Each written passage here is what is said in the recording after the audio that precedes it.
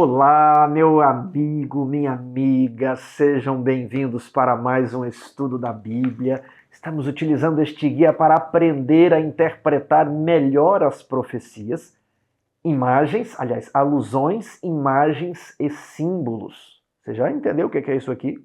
Se você não sabe o que são alusões, imagens e símbolos, eu expliquei no vídeo 2. Lá no comecinho do vídeo, dê uma olhada que você vai encontrar.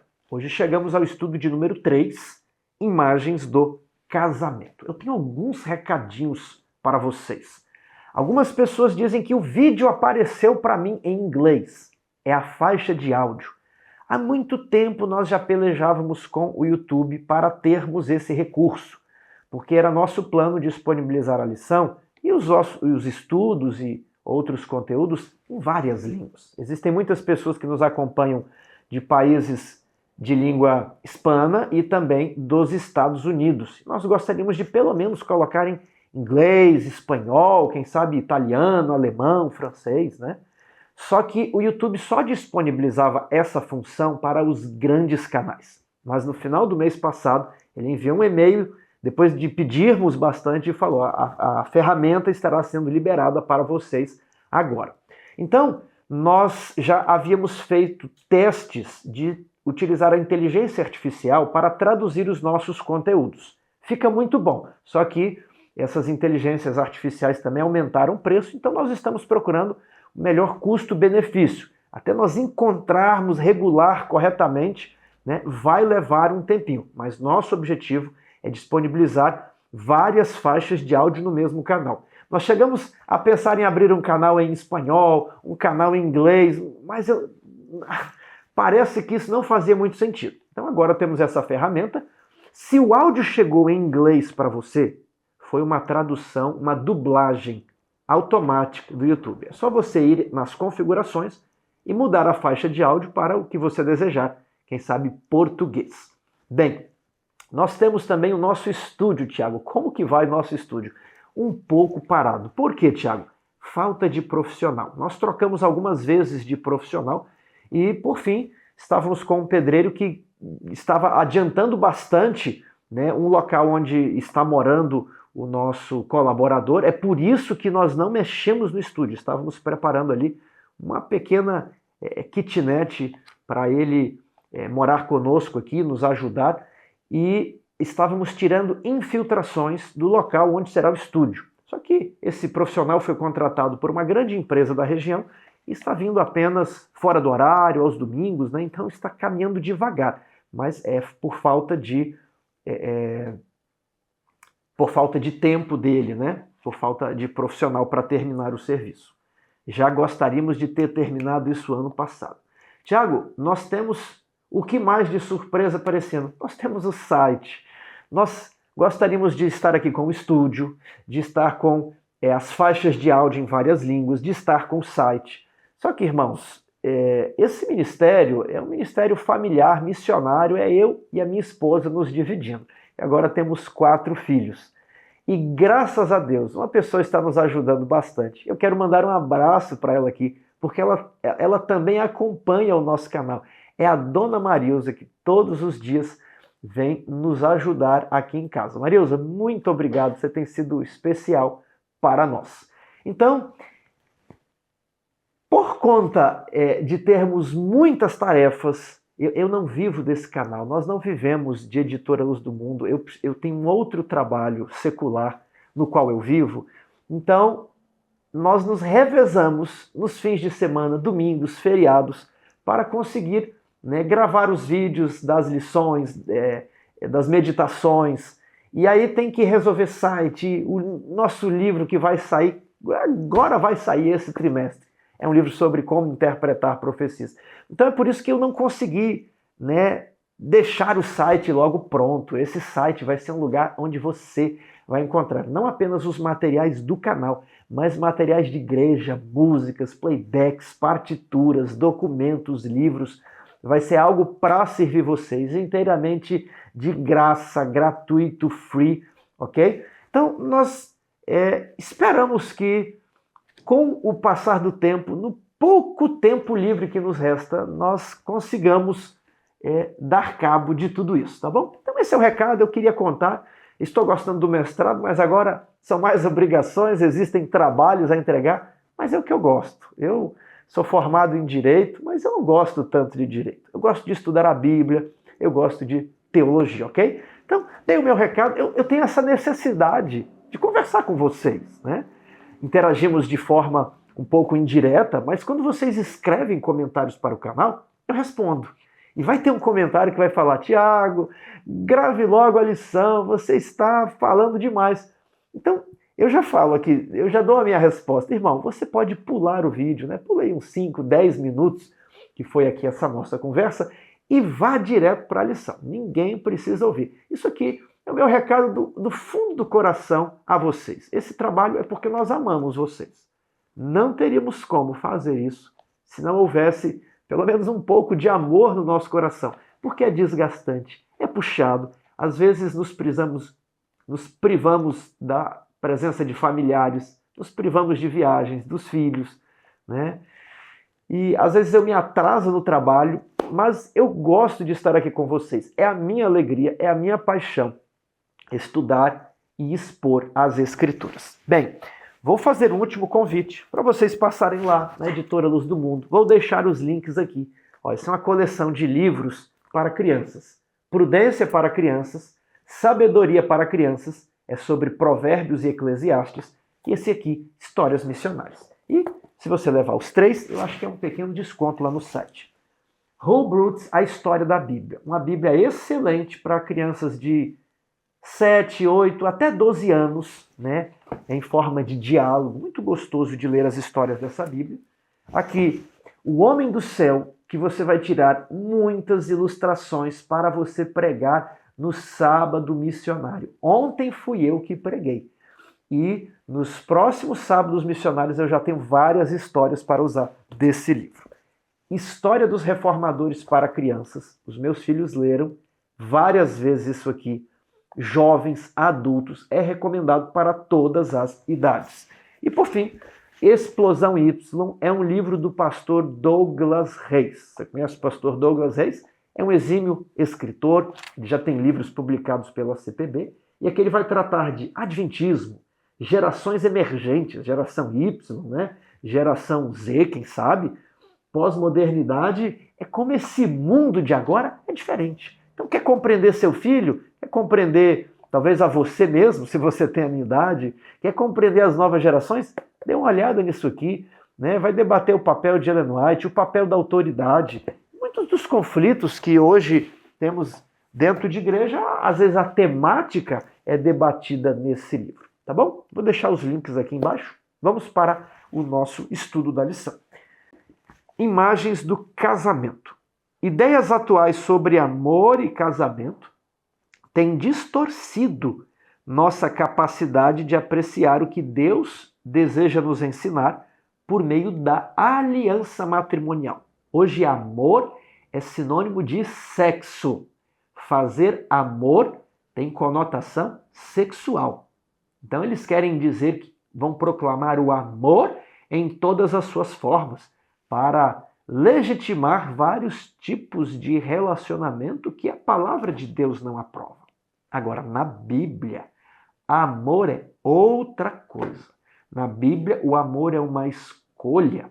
Então, mesmo que o seu cônjuge fique na cadeira de rodas, você vai amá-lo servindo a ele. Não abandonando, mas servindo na hora que ele mais precisa.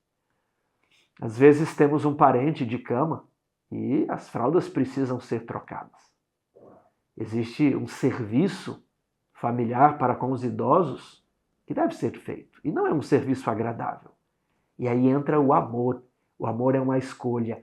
Eu escolhi amar. Eu escolhi servir. Eu escolhi passar esse momento difícil com você. Esse é o amor da Bíblia. Tudo crê, tudo espera, tudo suporta. O amor bíblico jamais acaba. Mas esse amor mundano aí dura apenas o feriado de carnaval. É desse jeito. Então, o mundo distorceu o que é amor, distorceu o que é casamento. Mas o casamento é uma instituição divina e a sua devida compreensão vai nos ajudar a interpretar as profundas lições sobre como Deus se relaciona conosco e vai abrir a nossa mente para algumas verdades do Apocalipse. Domingo, uma só carne. Leia Gênesis 2, 23 a 25. E disse o homem: esta, afinal, é osso dos meus ossos e carne da minha carne, chamar-se-á varoa, porquanto do varão foi tomado. Eu gosto disso aqui, varão e varoa, né? É meio arcaico, e é por isso que eu gosto.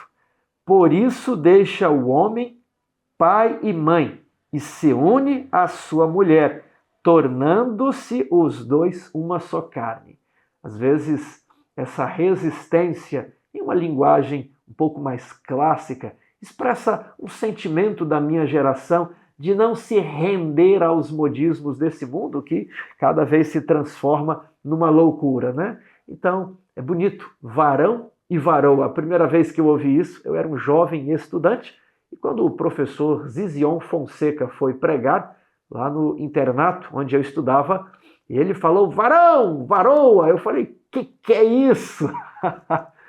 Mas é uma linguagem erudita, é uma linguagem clássica, ok? Uma linguagem muito respeitosa. Precisamos refinar a nossa linguagem, né? Falar gírias, palavrões, isso não deve estar no vocabulário do cristão, ok?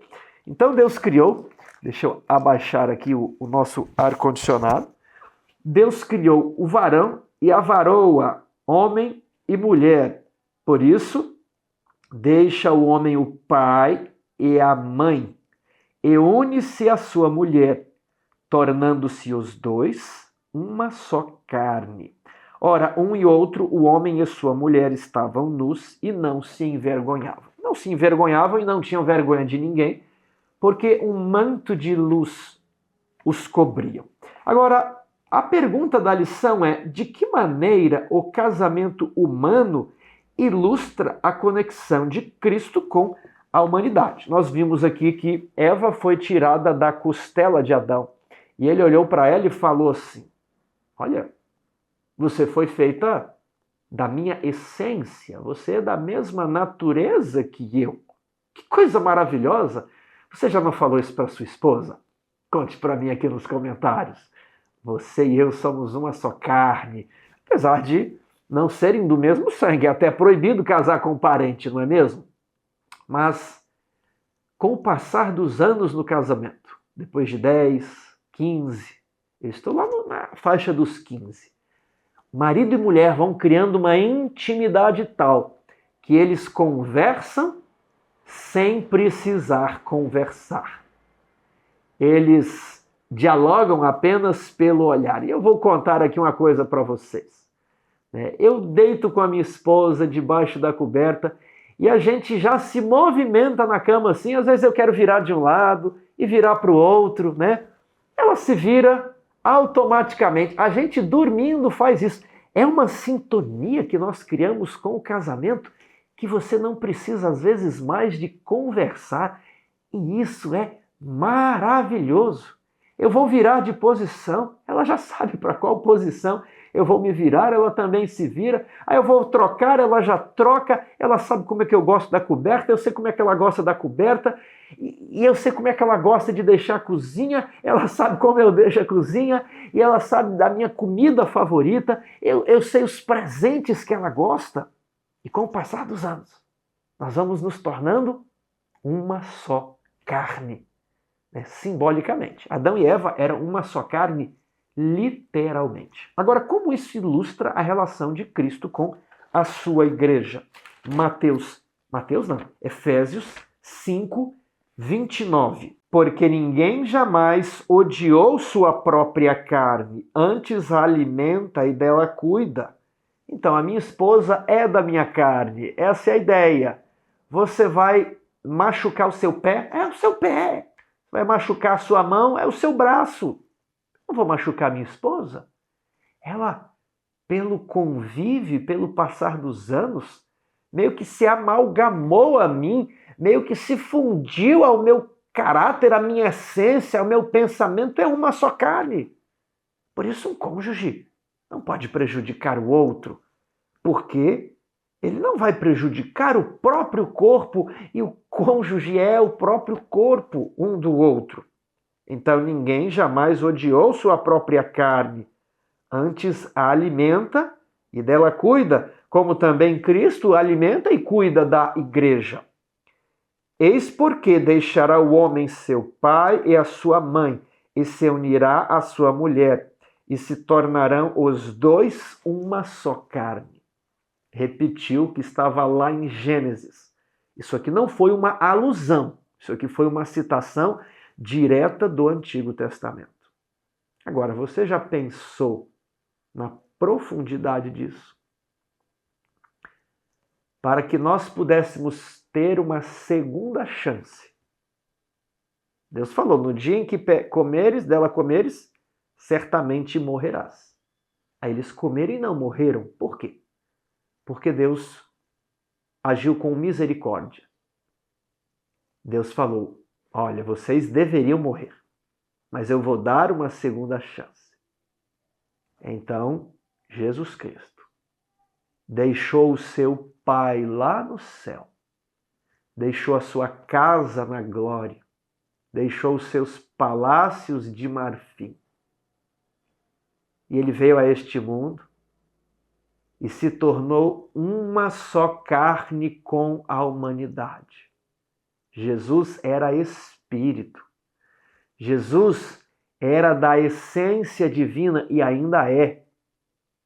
Mas agora ele acumulou mais uma natureza, que é a natureza humana.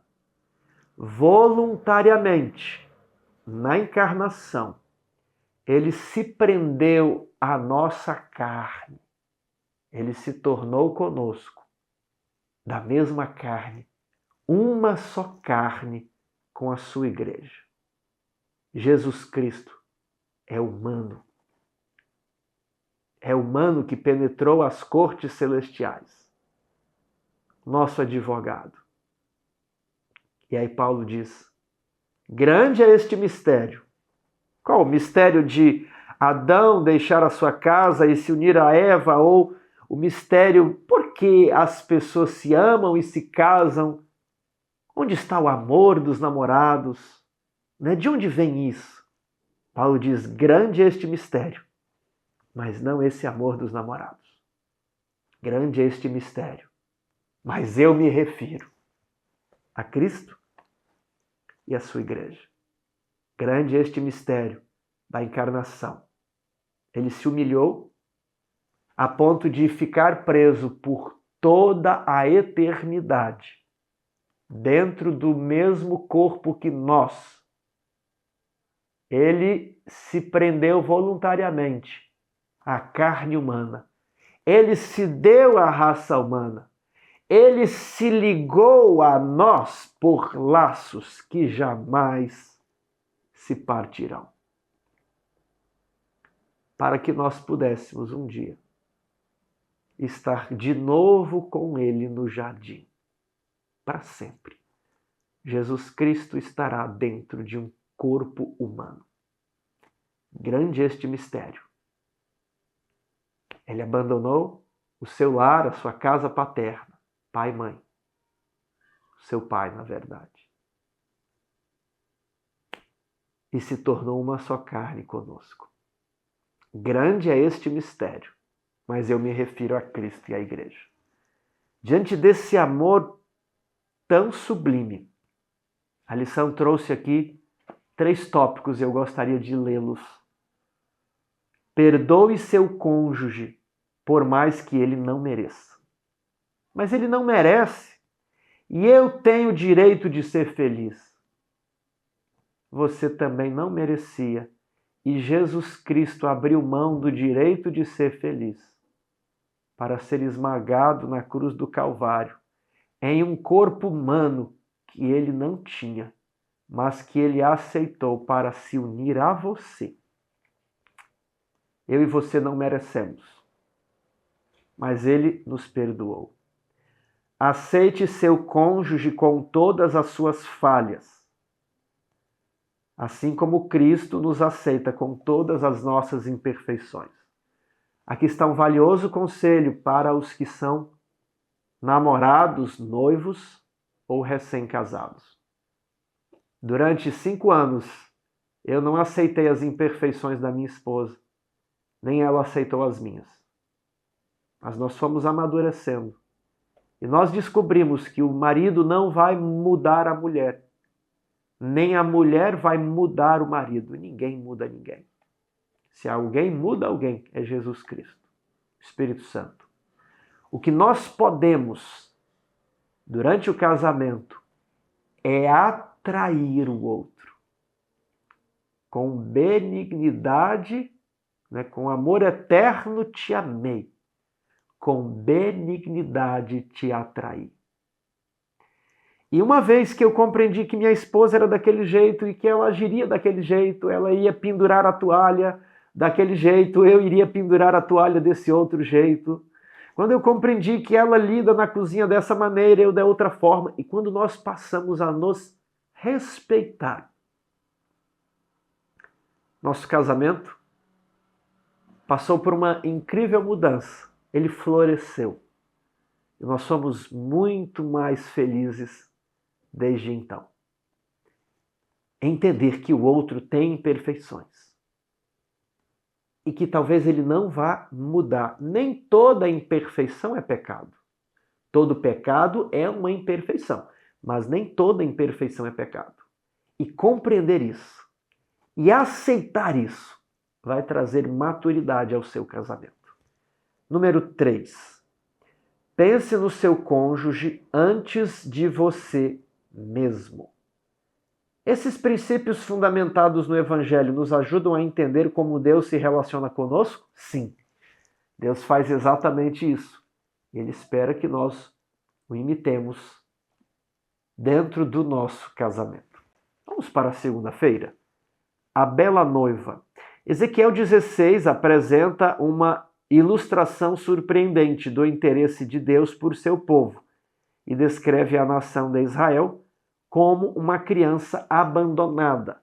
Ele passa por um caminho e vê ali um recém-nascido com o cordão umbilical todo cheio de sangue, nem foi lavado, e era uma menina. Então aquele cavalheiro tomou aquela menina, cuidou dela, né, lavou e continuou a sua viagem. Quando ele retorna, ele vê que ela havia crescido e já estava em época de amores. Se você ler Ezequiel 16, você vê que as palavras utilizadas, as imagens, ou a imagem do capítulo, é uma imagem bastante íntima. É uma imagem que evoca sentimentos matrimoniais profundos, ok? Então, eu nem vou ler todos os textos, eu não posso. Mas Ezequiel 16 é visceral. Ele fala com os intestinos. Ele fala com o fígado. Então, ele faz aliança e se casa com ela, né? Ele lhe dá vestes preciosas, ouro, prata, perfumes. Correu a tua fama entre as nações por causa da tua formosura, pois era perfeita. Por causa da minha glória que eu pusera em ti, era perfeita. Correu a tua formosura. O que a história dessa noiva nos ensina sobre as intenções de Deus para conosco? São as melhores intenções possíveis. Quando ainda éramos pequenos e desamparados, Ele nos escolheu. Quando ainda éramos pecadores, Cristo morreu por nós a seu tempo. Então, Ele nos escolheu quando éramos imperfeitos, quando estávamos cheios de pecado, quando éramos rebeldes, Ele tomou a iniciativa. E qual é a imagem daquilo que Ele entende que Ele fez com você? um casamento. Entendeu? O casamento é sério. E agora, como ele representa o que Israel fez com ele? Antes, eu vou ler um trecho aqui da lição. A noiva de Deus é bonita, não por causa de algo que ela fez, mas porque o Senhor derramou o seu favor sobre ela e a tornou assim. Então, ela era bonita por causa da glória de Deus. Agora, como ela retribuiu esse favor? Se houver crianças na sala, esse é um texto forte. Então, eu já vou avisando. Mas é um texto bíblico. Se está na Bíblia, é bom para mim, é bom para você. Verso 15. Mas confiaste na tua formosura e te entregaste à lascívia. Graças à tua fama, e te ofereceste a todo o que passava para seres dele. Você já tirou as crianças daí? Eu vou ler mais versos. Então estou avisando. Isso é profundo. Imagine consolar um membro de igreja que a esposa o traiu. E ele em lágrimas fala: minha mulher passou a se oferecer a todo o que passava. A qualquer um. Eu disse que isso aqui está escrito com fígado. Isso aqui provoca reações profundas. E dos versos 15 ao verso 34, então são 20 versos, 19 versos, ele vai narrando as prostituições dessa mulher. Agora, quem é essa mulher? É Israel? Essa mulher, de certo modo, representa a nossa vida. Quando você vai na igreja e aceita Jesus Cristo, você fez uma aliança.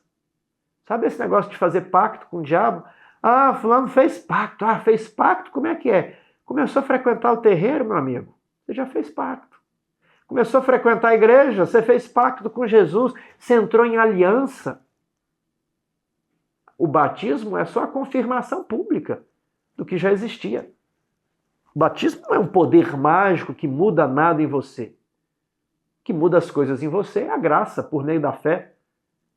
E que você já recebeu quando você se ajoelhou. Aliás, antes, a graça preveniente já estava operando no seu coração para que você pudesse aceitar o Evangelho. Você se casou com Cristo. Cristo te perdoou os pecados, te lavou. A um alto preço ele pôde fazer isso. A um alto preço, ao preço do seu sangue. Ao preço de cusparadas e cacetadas.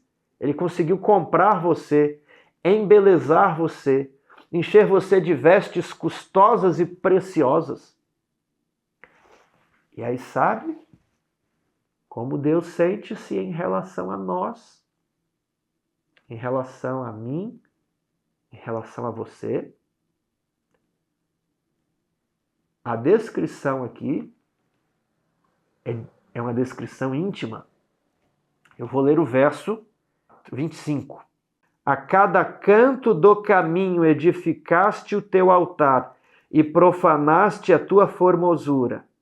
Abriste as tuas pernas a todo o que passava e multiplicaste as tuas prostituições.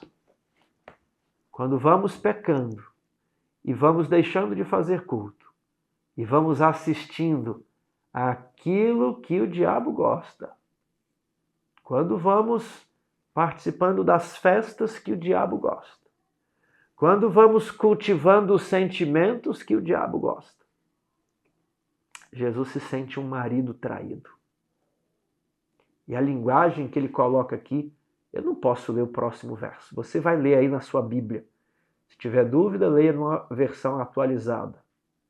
Mas o que diz aqui é que abriste as tuas pernas para todo o que te passava te desonrar. Aquilo que só pertencia a Jesus Cristo, o seu coração, aquilo que ele pagou muito caro, quando vivemos essa vida de pecado, eu vivi muito isso. E volta e meia escorregamos. E pensamos que não tem problema, é que é só pedir perdão. Jesus perdoa. Mas a lição quer que você entenda o sentimento que Cristo tem quando Ele te dá tudo. E você escolhe o erro. Ele fala, eu te perdoo. Mas porque você compartilhou a sua intimidade do seu coração, que pertence apenas a mim, teu Criador, o teu Redentor. Porque você compartilhou isso com um estranho. Vão ridicularizar de mim o marido traído, que agora conhecem você. Sempre que você estiver diante do pecado,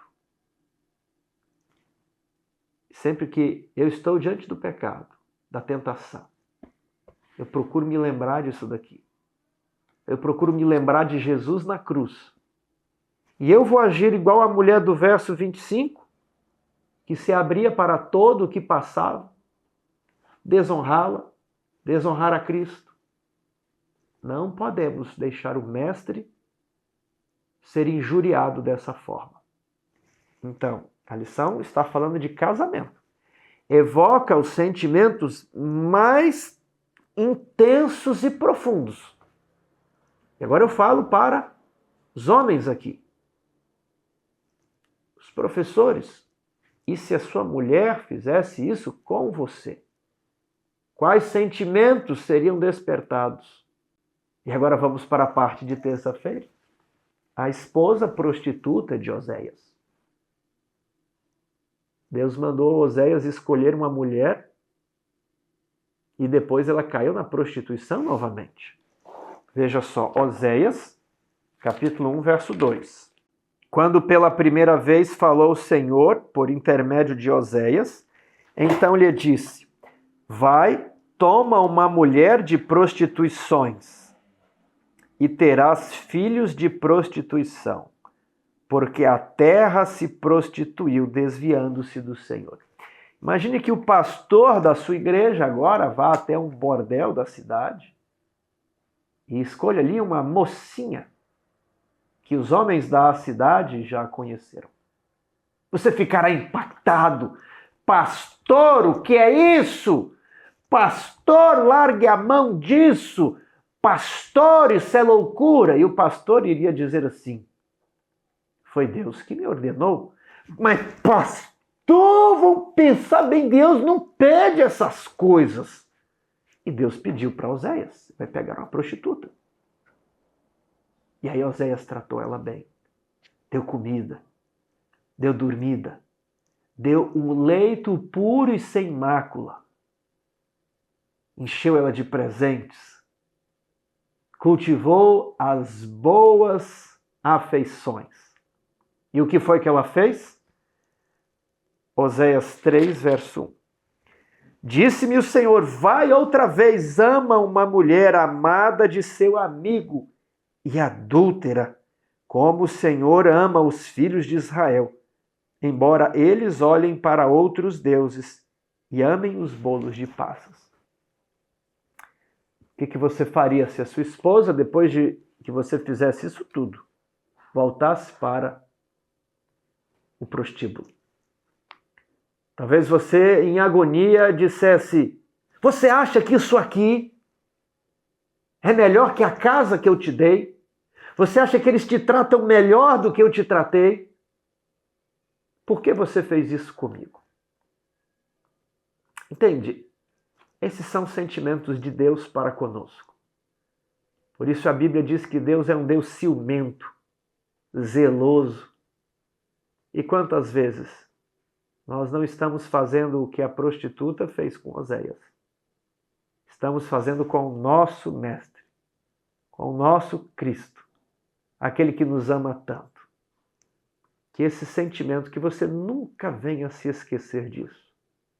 E que na hora da tentação você diga, eu sou a esposa de Cristo. Eu sou a mulher amada de Deus, a igreja. Eu não vou me prostituir. eu não vou envergonhar o meu Senhor, aquele que me amou tanto e deu a sua vida por mim. Terça-feira fala também de Apocalipse 17:1. Quem é que aparece em Apocalipse 17? A figura de Oséias, ela ilustra a figura de Deus e da igreja, do seu povo. E assim como Israel era a esposa de Deus, e depois Israel, ali em Ezequiel 16, é comparado a uma prostituta, essa é a chave para destrancar o que significa o Apocalipse. Quem é a prostituta? Alguém que já foi povo de Deus. Então a prostituta precisa ser uma igreja. Uma mulher. Assim como Israel foi comparado a uma mulher, a igreja judaica se prostituiu. Assim também a pura igreja dos apóstolos, ela se prostituiu. Veja só. Veio um dos 7 anjos que tem as 7 taças e falou comigo dizendo: vem, mostrar-te-ei o julgamento da grande meretriz. Meretriz é prostituta, que se acha sentada sobre muitas águas, com quem se prostituíram os reis da terra, e com o vinho da sua devassidão foi que se embebedaram os que habitam sobre a terra. Quando nós vamos lá para Ezequiel 16, isso aqui é um plus, não está na lição não. Nós vemos o seguinte, Ezequiel 16, também te prostituíste com os filhos do Egito. Aí o 28, também te prostituíste com os filhos da Assíria. 29, antes multiplicaste as tuas prostituições na terra de Canaã, até a Caldeia, que é Babilônia. Então, Israel é representado neste capítulo como uma virgem pura, preparada para um só esposo, e que se prostitui com os reis da terra. Aí quando vamos para Apocalipse, temos aqui a prostituta com quem se prostituíram os reis da terra, do mesmo jeito. Mas os reis agora são outros. Então, a fim de gozar os favores do Estado, essa igreja se uniu a reis, presidentes, governantes, e com isso quebrou a lei de Deus nessa união. Por isso é representada tomando vinho da devassidão, uma cena de orgia, uma cena de prostituição. Qual é o nome dessa meretriz? Na sua fronte achava-se escrito um nome: Babilônia, a grande, a mãe das meretrizes e das abominações da terra. Então, no Apocalipse, essa prostituta tem um nome. E eu repito a ideia, porque o que este trimestre está fazendo é pintar as imagens diante de você e mostrar como você vai interpretar profecia. Todo mundo fala assim: mulher em profecia, igreja. Mulher em profecia, igreja. Tá, mas por quê? A lição está ensinando como se mostra isso. Começa lá no Gênesis, né? Abraão, Isaac, Oséias, Ezequiel. Aí depois que você já encheu a sua cesta de imagens do Antigo Testamento, você vai encontrar as alusões a essas imagens lá no Apocalipse. Então, Apocalipse 18, verso 1. Depois destas coisas, vi descer do céu outro anjo que tinha grande autoridade, e a terra se iluminou com a sua glória. Então o anjo exclamou com potente voz, dizendo: caiu, caiu a grande Babilônia. Quem é essa Babilônia? A igreja dos apóstolos, que se apostatou. Foi antes uma igreja pura, mas ela se rebelou. Ela se prostituiu com as nações e os países da terra. Né?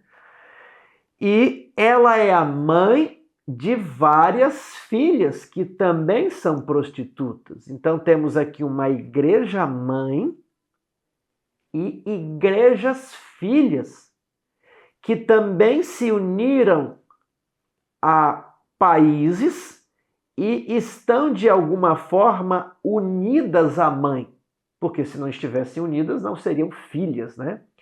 A ideia de filho compartilha alguma coisa, essa é a ideia. Mas essa prostituta, ela será desmascarada. E chega um momento em que será tarde demais. Deus, por muitas vezes, fez como Oséias. E olha o que ele faz aqui no verso 4.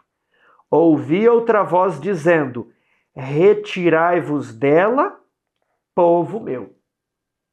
Então Deus tem pessoas sinceras dentro das corporações de Babilônia. E aqui ele faz um apelo, como Oséias fez ali para sua esposa. Volte para mim, retire-se do prostíbulo, abandone isso. Babilônia foi desmascarada, ela está caindo, ela será destruída, mas saia daí, antes que as pragas caem sobre ela. Essa é a ideia. Vamos para... Caiu Babilônia. Babilônia foi desmascarada. A Babilônia do capítulo 18 é a mesma Babilônia ali do capítulo 17, né? A ideia de uma igreja apóstata, e é uma mãe, então ela é a mãe das meretrizes. Então são várias igrejas, tem a mãe e tem as filhas. Agora, quarta-feira, Isaac e Rebeca. Porque era tão importante para Abraão que seu filho não se casasse com algumas das filhas dos cananeus. E a resposta minha foi, a cultura dos cananeus era diferente da cultura de Abraão. A espiritualidade dos cananeus era uma, a espiritualidade de Abraão era outra. A cosmovisão, a visão de mundo de Abraão era de um jeito. A cosmovisão dos cananeus era outra. Eles eram perversos, matavam e sacrificavam crianças. Eram uma civilização terrível. Teve de ser destruída. Não havia mais regeneração para cananeus. Aí imagina pegar uma mocinha, criada naqueles costumes, que desde criança viu cenas de sexo depravado e que está acostumada com aquilo com naturalidade e que viu sacrifícios de crianças, e agora você põe ela dentro de casa. Olha, Deus perdoa todos os pecados. Mas qual era a tendência? A água ia correr mais fácil para qual direção? Né?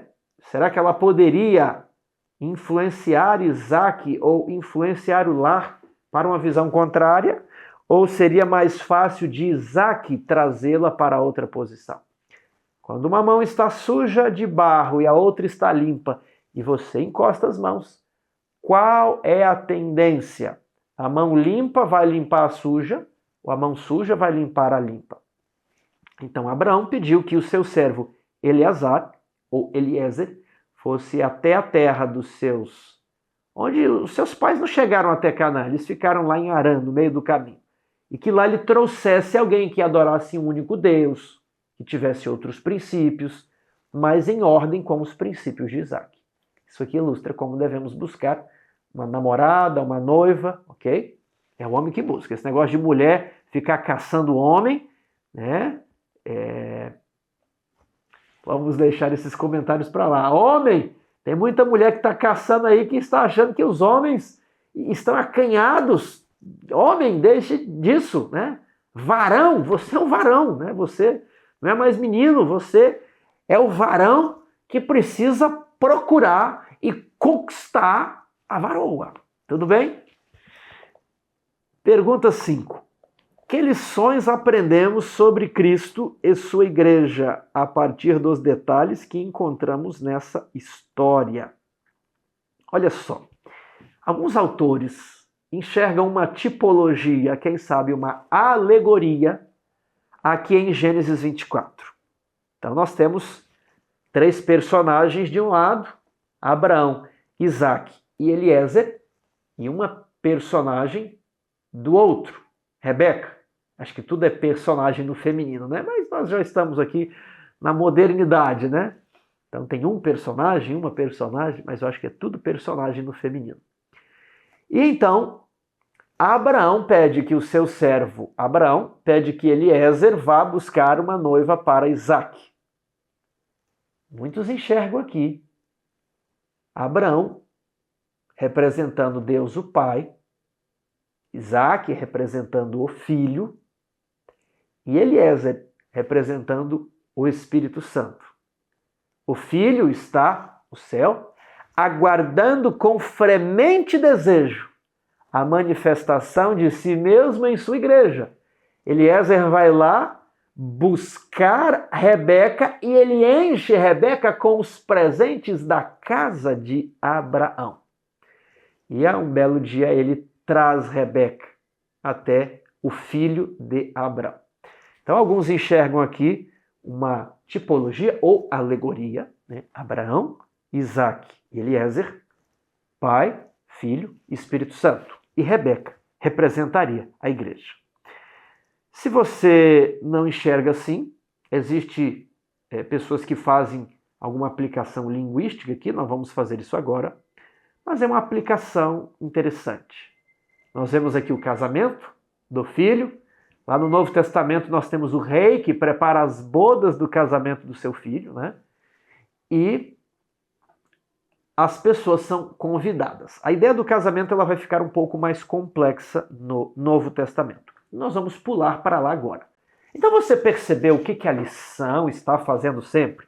A lição quer tirar de você aquelas relações simplistas, mulher é igreja, animal é reino, isso está certo, cauda é engano. A lição só quer dar instrumentos, ferramentas, para que você possa fazer essa identificação com qualidade teológica, para não aparecer que você está sendo arbitrário, igual o pastor, o pregador lá, que dizia que os escorpiões de Apocalipse 9 eram os helicópteros. Então, esse tipo de identificação é arbitrária. E aí, para não ser arbitrário, você precisa deixar a Bíblia interpretar a si mesma.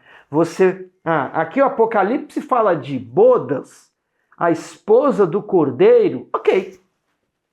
Antes de eu ficar tentando interpretar, deixe-me enriquecer esta cena com imagens, alusões e símbolos do restante da Bíblia. E aí você vai lá em Gênesis, Adão e Eva, uma só carne, por essa forma deixará, né, o filho a casa do pai e se tornar uma só carne com a esposa. Abraão, Isaque, Eliezer, Rebeca. Aí você vai lá em Efésios, Cristo ama a sua igreja, por isso os maridos devem amar as mulheres. Oséias e a prostituta. Então depois que você se cerca de todas as imagens, como a figurinha da lição 2, que é um livro, e aí a chave está em Gênesis e a fechadura em Apocalipse. Agora você destranca o Apocalipse. Tiago, como interpretar profecias? É a terceira lição que nós estamos demonstrando como interpretar profecias. Reúna tudo que a Bíblia falou sobre aquele tema. Traga isso aqui para a linguagem simbólica e tente destravar o enigma. Tente descobrir a charada. Tente montar o quebra-cabeça para que você consiga enxergar e compreender o quadro completo. Para que você consiga entender e decifrar a imagem. Em Apocalipse 19, 1 a 9, eu quero ler com vocês. Depois destas coisas, ouvi no céu uma grande voz de numerosa multidão dizendo: Aleluia! A salvação e a glória e o poder são do nosso Deus, porquanto verdadeiros e justos são os seus juízos, pois julgou a grande meretriz. O que essa meretriz fazia de errado? Meretriz que corrompia a terra com a sua prostituição. Ela bebia o sangue dos santos e das mãos dela vingou o sangue dos seus servos. Pela segunda vez disseram. Aleluia! E a sua fumaça sobe pelos séculos dos séculos. Os inimigos vão ser destruídos, né? Pare aí com, às vezes, esse sentimentalismo. O inimigo é o inimigo. O inimigo vai ser te destruído. Satanás está te colocando ali o ferrão o tempo inteiro. Estão bebendo o seu sangue, chupando a sua vida. E aí você, o inimigo vai ser destruído. Orai e amai os vossos inimigos aqui. Cumpra, faça a sua parte, mas sabendo, né? Infelizmente, mas tem que ser destruído. É a paz precisa reinar. Os 24 anciãos e os 4 seres viventes prostraram-se e adoraram a Deus que se acha sentado no trono, dizendo: Amém, Aleluia! Saiu uma voz do trono exclamando: Dai louvores ao nosso Deus, todos os seus servos, os que o temeis, os pequenos e os grandes. Então ouvi uma voz como de numerosa multidão, como de muitas águas e como de fortes trovões, dizendo: Aleluia! Pois reina o Senhor nosso Deus, o Todo-Poderoso. E a trilha sonora, irmãos, uma trilha impactante, uma trilha que evoca os sentimentos mais incríveis. Como eu quero presenciar esta cena. Verso 7. Alegremo-nos, exultemos e demos-lhe a glória, porque são chegadas as bodas do Cordeiro, cuja esposa a si mesma já se ataviou. Pois lhe foi dado vestir-se de linho finíssimo, resplandecente e puro. Então aqui temos uma cena do casamento, o cordeiro se casando com a sua noiva. E a Bíblia diz que ela está linda, majestosa, vestida com linho finíssimo, resplandecente, ele brilha, ele é puro. Tiago, o que é esse linho finíssimo? Porque o linho finíssimo são os atos de justiça dos santos, né? Aquela história, mas os santos podem praticar atos de justiça apenas mediante a graça, ok? Por suas próprias forças, aí são apenas trapos de imundícia. A confusão que muitos fazem é querer dizer que mesmo com a graça você vai fazer os trapos de imundícia. Não. Com a graça você vai produzir atos de justiça. Trapos de imundícia, quando você tenta obedecer com as suas forças, e aí você nunca obedece, você só peca, né? E costuma ser hipócrita. Parece que está obedecendo, mas é um manto para ocultar um grande pecado. Esse é o pecado da hipocrisia. Mas com a graça, os santos praticam atos genuínos de justiça, porque é Cristo que habita neles e Cristo não erra.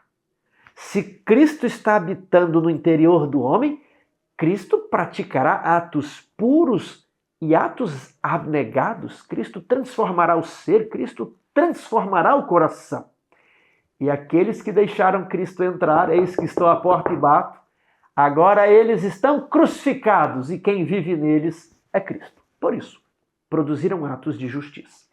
E agora vem a nossa pergunta. Os seres celestiais comemoram duas coisas: a destruição da prostituta e o casamento de Cristo com sua noiva. Ok, já comentamos isso aqui.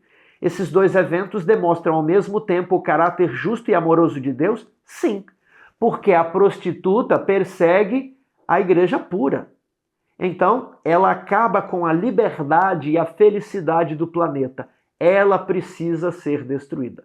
Quem poupa o lobo, sacrifica a ovelha. Já acabou o tempo de sacrificar a ovelha. Agora Deus quer proteger o seu rebanho. Então ele vai ter que matar os lobos. Ele vai ter que dar a cada um o que cada um merece. E a prostituta merece ser destruída. Haverá um tempo que não mais terá oportunidade para a prostituta se arrepender. Ele fala: olha, agora sai dela, povo meu. Ela receberá as pragas. Então a destruição dela e a redenção do povo santo. Agora pergunta 7. O que a ilustração do casamento significa em Apocalipse 21, 1 a 4? e porque ela nos traz tanta esperança, em que essa certeza se baseia. Apocalipse 21, 1 a 4. Vi novo céu e nova terra, pois o primeiro céu e a primeira terra passaram. O mar já não existe. Fez o céu novo, fez a terra nova e fez o mar novo, né? O mar velho deixou de existir, a terra velha deixou de existir e o céu novo deixou de existir. Vi também a cidade santa, a nova Jerusalém, que descia do céu da parte de Deus, ataviada como que? Como noiva, adornada para o seu esposo. Quem é o esposo?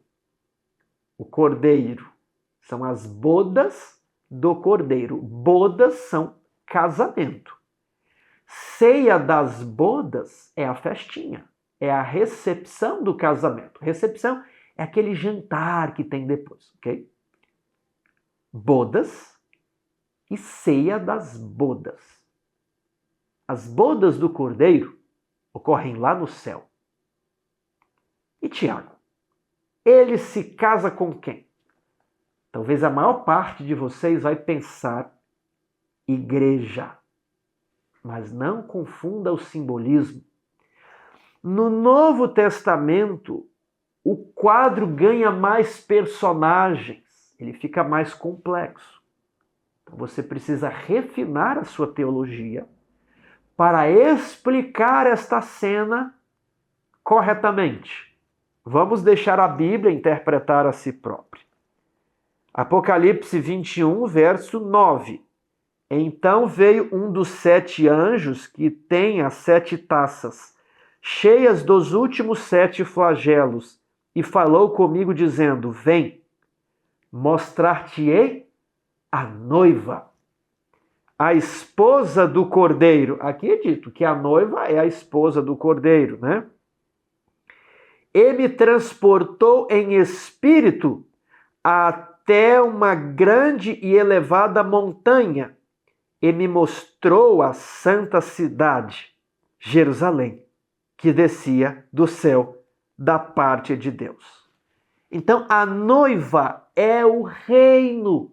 Jesus recebe da mão do seu Pai o reino. Daniel 7, vi um com semelhança de filho do homem, vindo sobre as nuvens do céu, e dirigiu-se ao ancião de dias, e o ancião lhe deu o reino, o poder, o domínio e a glória pelos séculos dos séculos. E ele, depois de receber o reino, entregou o reino aos santos do Altíssimo. Qual é a capital do reino? A Nova Jerusalém. Por isso, a Nova Jerusalém, ela representa aqui o reino, é a capital. É o símbolo da esposa do Cordeiro. Esse casamento, ele ocorre no céu. Isso aqui está atrelado à parábola das 10 virgens. Das 10 mulheres. O noivo, ele se atrasou e algumas mulheres, aliás, todas as mulheres dormiram, algumas mulheres tinham azeite extra, outras estavam sem óleo. E eis que à meia-noite ouviu-se um clamor: eis o noivo, saí ao seu encontro. Né? Então, a noiva não era nenhuma das virgens. E na parábola, nós somos representados pelas virgens, os convidados do casamento. No final, irmãos, é o povo de Deus que vai morar na Nova Jerusalém. Jesus não vai receber um reino que não possui súditos. Então, não faria sentido Jesus ter uma cidade vazia. A igreja será introduzida na esposa. A igreja, os membros da igreja pura, santa, da qual não haverá nem mancha, nem ruga, nem coisa semelhante, porque o esposo purificou essa igreja, ela é introduzida na cidade. Então teremos o reino que tem um rei, um território e um povo. Os 3 elementos do reino. E o que é que embeleza a cidade? O que embeleza a cidade são os atos de justiça dos santos. A Nova Jerusalém, então, olha só, Apocalipse 19, verso 8. Pois lhe foi dado vestir-se de linho finíssimo, a cidade. Ela recebe, ela pode se vestir de linho finíssimo. A noiva, não é a Nova Jerusalém? Lemos isso. Então a noiva vai se vestir de linho finíssimo, resplandecente e puro. E o que é o linho finíssimo? Os atos de justiça dos santos. A Nova Jerusalém será embelezada pela igreja, pelo povo que Jesus veio resgatar. Apenas se lembre que a cena de Mateus 25, da parábola das 10 mulheres virgens, e a cena do Apocalipse, ela é mais complexa. Ela tem a figura dos convidados e a figura da esposa. Eu quero ler para vocês um trecho de O Grande Conflito. O Grande Conflito, página 426. A vinda do esposo aqui referida ocorre antes das bodas. O casamento, ou seja, as bodas é o casamento. O casamento representa a recepção do reino por parte de Cristo. A Santa Cidade, a Nova Jerusalém, que é a capital e representa o reino, é chamada, abre aspas, a esposa, a mulher do Cordeiro, fecha aspas.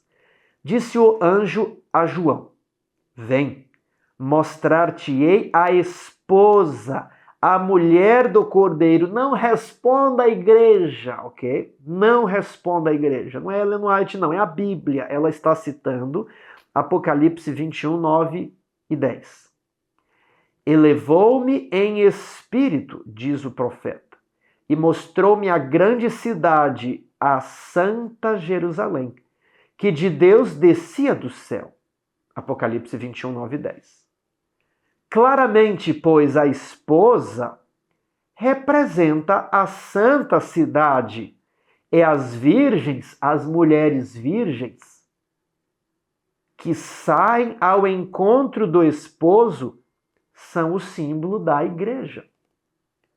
No Apocalipse é dito que o povo de Deus são os convidados à ceia das bodas.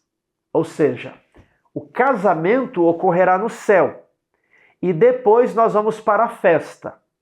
Então a igreja estará presente pessoalmente na festa. Alguns dizem que ela será após a volta de Jesus, no início do milênio. Alguns acreditam que será depois do milênio. Eu não sei quando será, mas certamente será após a volta de Jesus. Um grande banquete, com direito a uma mesa de casamento e com direito à comida de casamento, né? Então haverá uma festa no céu, haverá uma mesa, haverá uma recepção de casamento. E eu vou ler esse trecho aqui, memorize ele, escreva na sua Bíblia, é importante. Claramente, a esposa representa a santa cidade e as virgens que saem ao encontro do esposo são símbolo da igreja. No Apocalipse é dito que o povo de Deus são os convidados à ceia das bodas. Apocalipse 19, 9. Se são convidados, não podem ser representados pela esposa. Olha, ou a igreja são as 10 virgens, ou a igreja é a esposa. Mas se a igreja são as 10 virgens, então a esposa é outra coisa. A esposa é a Nova Jerusalém.